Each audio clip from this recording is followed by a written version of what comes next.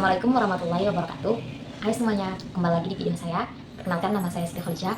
Saya dari Prodi Tadris Bahasa Inggris, Fakultas Ilmu Tarbiyah dan Keguruan, Universitas Queen's Sumatera Utara.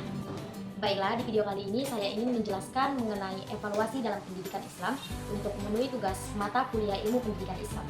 Kalau dengar kata evaluasi, pasti yang terbayang itu kayak ujian, nilai, dan ranking ya. Tapi dalam ilmu pendidikan Islam, evaluasi jauh lebih dalam. Bukan sekedar menilai salah dan benar, tapi juga soal nilai, akhlak, niat, dan perubahan perilaku. Yuk kita bahas sama-sama. Oke, pertama, di sini aku bakal jelasin pengertian evaluasi dalam pendidikan Islam. Evaluasi pendidikan Islam adalah proses menilai dan mengukur sejauh mana tujuan pembelajaran Islam telah tercapai, baik dari segi perilaku, sikap, dan pengetahuan. Intinya itu, evaluasi pendidikan Islam ini tuh bukan cuma menilai pengetahuan atau akademik, tapi juga menilai proses dan bagaimana sikap dan perilaku kita.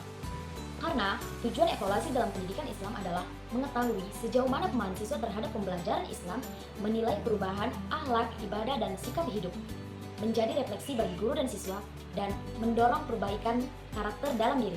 Karena nilai bukanlah tujuan akhir, perubahan diri menjadi yang lebih baik adalah tujuan sejatinya. Selanjutnya, ada dua dasar yang kuat dalam evaluasi pendidikan Islam. Pertama dari Al-Quran, surah Al-Baqarah ayat 31 hingga 32, yang mana Allah berfirman, setelah Allah menciptakan Nabi Adam, Allah menyebutkan nama-nama benda yang ada di surga dan ilmu yang ada di dunia.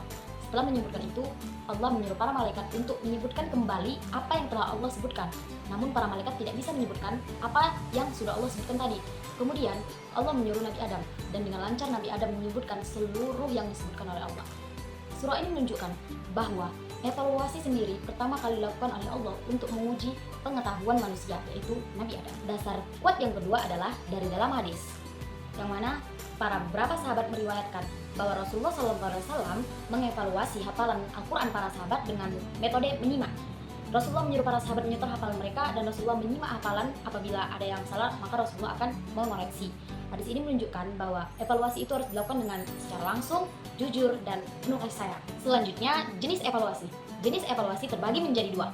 Pertama, jenis evaluasi formatif, dan yang kedua, jenis evaluasi sumatif. Evaluasi formatif dilakukan saat proses belajar sedang berjalan. Apa tujuannya?